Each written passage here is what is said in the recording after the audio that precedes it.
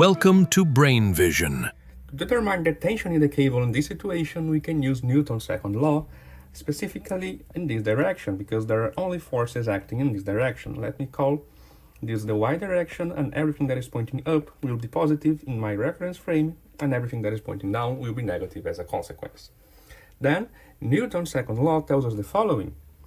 The net force that acts on the man that is being rescued is equals to the mass of that man times its acceleration.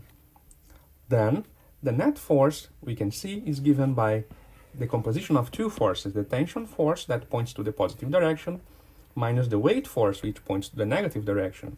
And this is equals to the mass of the man times its acceleration. Therefore, the tension is equals to the mass of the man times its acceleration plus its weight.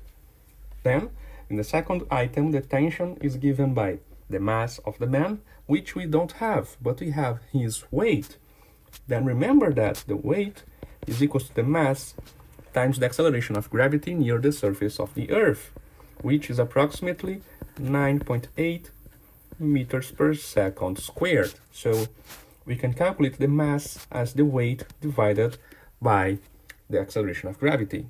So for the mass, we have the weight divided by the acceleration of gravity times the acceleration, that equation, plus the weight.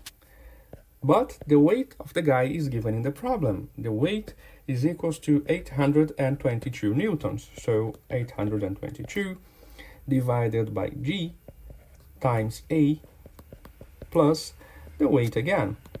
And this results in a tension force of approximately 914 newtons for this item. On the next item, the tension force is equals to the weight force, because the acceleration is equals to 0.